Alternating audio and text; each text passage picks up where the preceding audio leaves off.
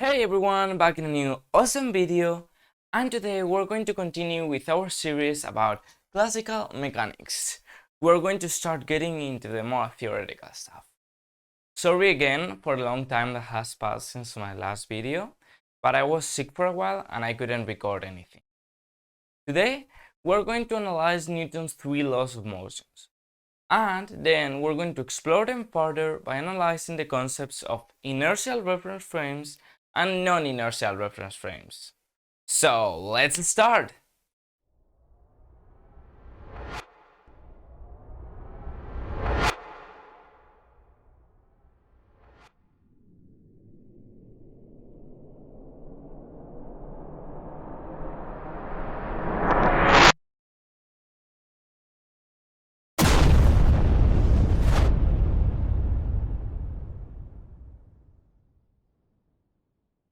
Alright, let's start with Newton's laws of motion. So you can see I've written them out over here.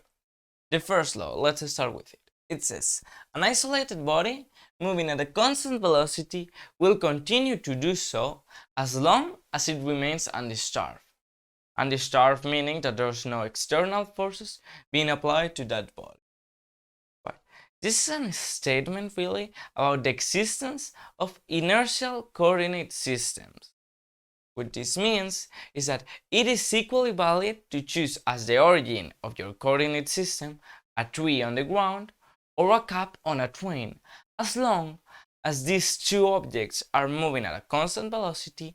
Newton's laws of motion will hold. Later, we'll study this concept further as we explore the concepts of inertial reference frames and non-inertial reference frames. Now, let's deal with the second law. This is more of a mathematical statement, and we are used to see it as F equals ma. But this is not totally correct. This expression only holds when mass isn't time dependent. More generally, we could say that force equals the time derivative of momentum. We all know that momentum is mass times velocity. Therefore, we can see that if mass isn't time dependent, we can take it out of this differentiation, which leaves us with mass times the time derivative of velocity, which is acceleration. So we can see that these two statements really say the same. Just that one is a little bit more general because it also takes into account the case in which mass isn't time dependent. Now let's deal with the third law. It says forces always come unequal in magnitude and opposite pairs. Okay, so this statement is really a statement about conservation of momentum. Why is that? Well, imagine we have two objects that are colliding, therefore they are interacting, and there's two normal forces being applied on them. And by the third law, we know these two forces are equal and opposite, because they are a pair that come together.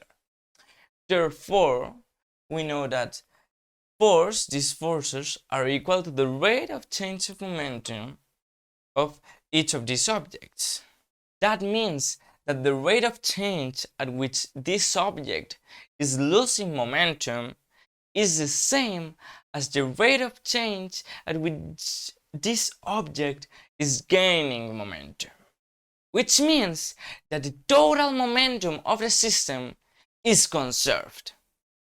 And these three laws are three of the most important laws in classical mechanics. Alright, so now we're going to explore inertial reference frames. Imagine we have a reference frame S over here, and we have another reference frame S prime over here.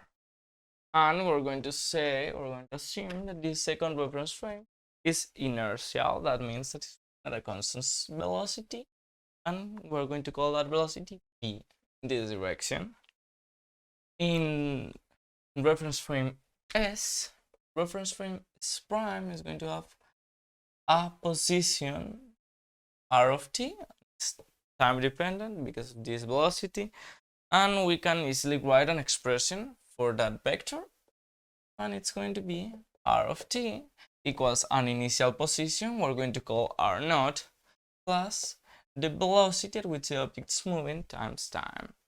It's a very simple expression to derive, and we can see that, for example, at a later time, t1, our reference frame would be over here as prime of t1, and our vector would have changed to be over here.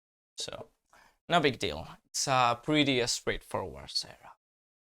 Now we're going to locate an object, a small ball or point particle, over here,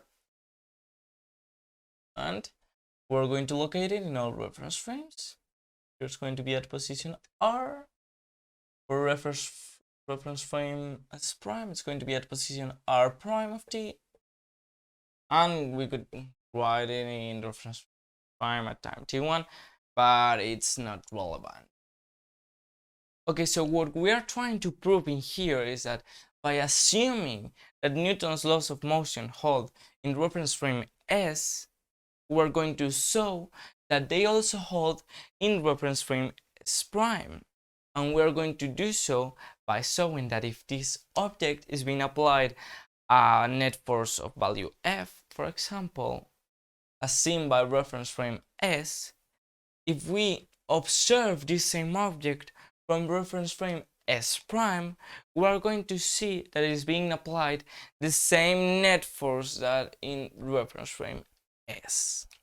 So we can see by this vector triangle that r of t, the position in reference frame S, it's equal to the relative position of reference frame S prime plus the position of the ball in reference frame S prime. This is just a vector, simple vector addition. As we are looking forward to find some acceleration and some forces, the most logical thing to do now is to differentiate this expression. So we'll get that by definition, this is the velocity, reference frame S.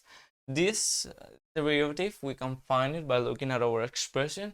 This is a constant, so it will go out, and this is a constant times time, therefore we'll get that same constant over here, and we get that by definition, this is also the velocity in reference frame S prime. Right, so now we're going to carry another integration.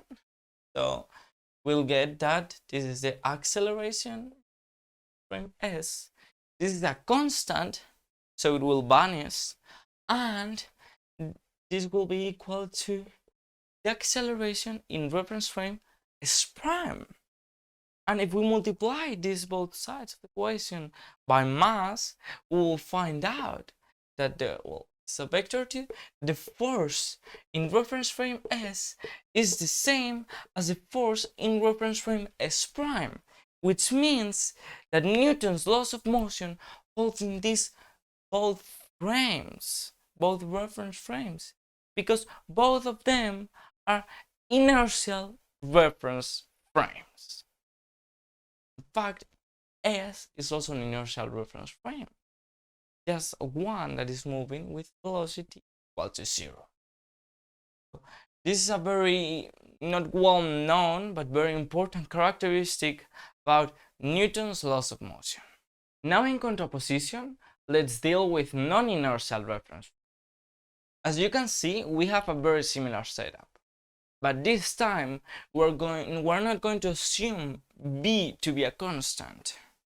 We're going to assume that this reference frame S prime, it's undergoing an acceleration capital A, which means that it's not longer inertial, it's a non-inertial reference. Now, when we carry out the differentiation we carry out before to this expression, all of this also holds, there's nothing to change, only that this is going to be time dependent this time. Once we carry out this differentiation, we will get that the acceleration in reference frame S, it's equal to the relative acceleration in reference frame S prime, it might be time dependent or not, we actually don't care about that, plus the acceleration as seen from reference frame S prime. Now, when we multiply all of this by mass, we'll get that the force as seen in reference frame S, it's equal to this component, we're going to write it like that, plus the force as seen in reference frame S prime. And if we try to find our force in a non-inertial reference frame, we can see that the force in frame S prime, it's equal to this, the force in frame S, seen by frame S, minus this component. And this, well, that's not an arrow. And this is what we're going to call F fictitious. Why? Because this is a fictitious force. This is a force that acts on everything as seen by reference frame S prime. And I'll repeat that. This force, it's being applied on everything as seen by reference frame S prime. There's not opposite pair. Newton's third law of motion doesn't hold for this fictitious force, which means that in reference frame S prime, in a non-inertial reference frame, Newton's laws of motion don't hold. And that's why you always need to be very careful when choosing coordinate systems.